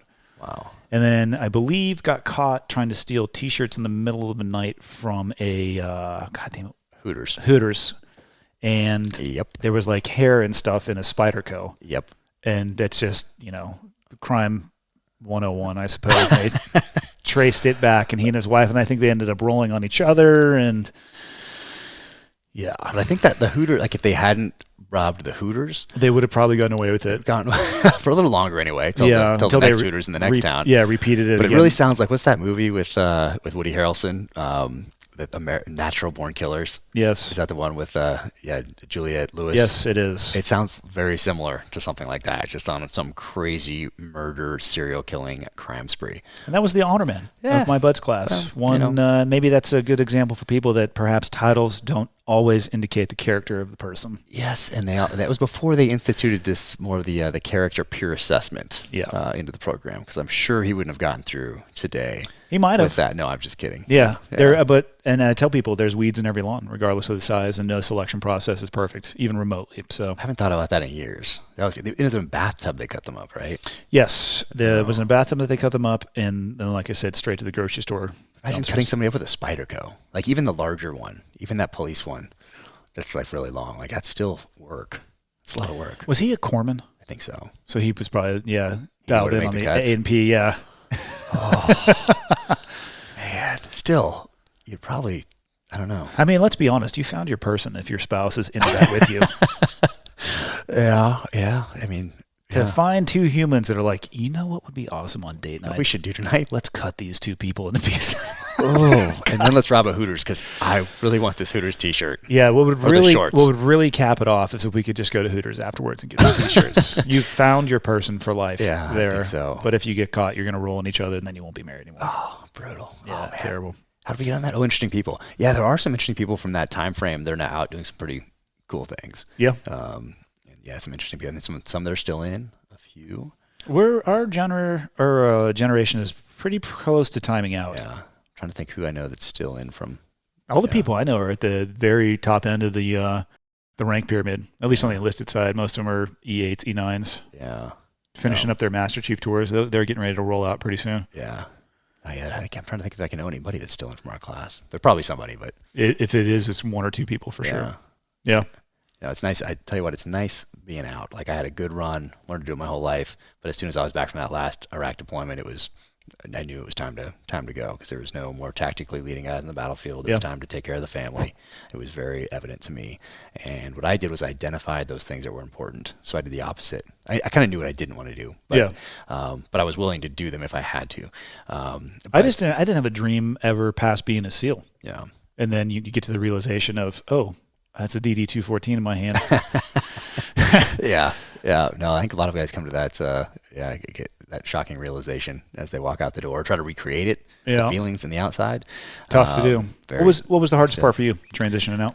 I was very fortunate. in all respects, in that I had that time to take a breath. I had that time at Buds as the OPSO to want to identify that, yes, I am getting out. Okay, now that I've decided to get out, what am I going to do? Oh, I've wanted to write my whole life. I've always known that's what I'm going to do. How do I do that? Okay. Also, let's have some backup plans. Got to have those contingency plans in place. What are those? Okay, 1, 2, 3, got it. So I just kind of went through it like that. But I identified what was important, and that was freedom. That was freedom financially and freedom to control my schedule. So both those things had to align. And no matter what offer I got, no matter how much it was, if I didn't control that schedule, even if it was hit the financial freedom part, it didn't hit the other one, done.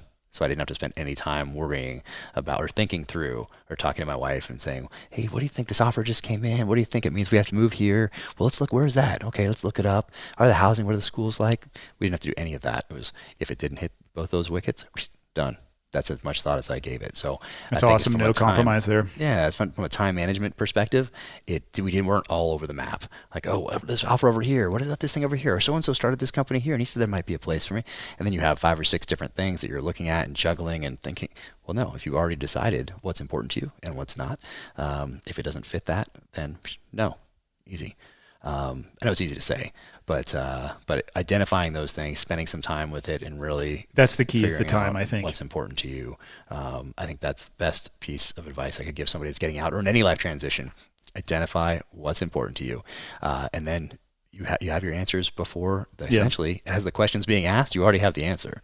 I really think the time aspect of that is important. Taking the time, or giving yourself the time, if you can, to think through those things, because if you don't have enough time, you might make some bad decisions. Yeah, you can make a rush decision, and then all of a sudden you're fighting your way out of a hole, and your wife's miserable, or or maybe she's doing that to support the family as you're getting out and figuring it out, or whatever it is. It can turn into a mess. So it can. So I was very fortunate. But yeah, the hardest part, and when we moved, and that was very.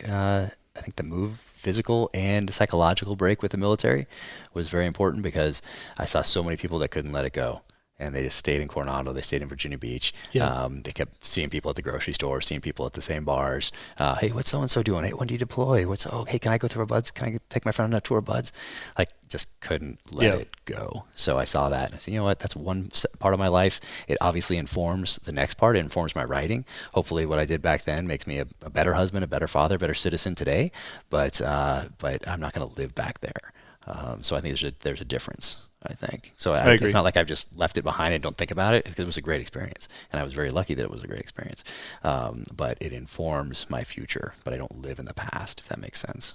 I feel exactly the same way. I think the geographic separation is pretty critical as well. Because like you said, if you can't leave if you're physically not a part of the team, but you geographically can't leave running into the team, it's tough for sure. Yeah, tough to not see kids at the drop off for kids in the morning, and you see people doing the same, or then you're at Danny's, whatever.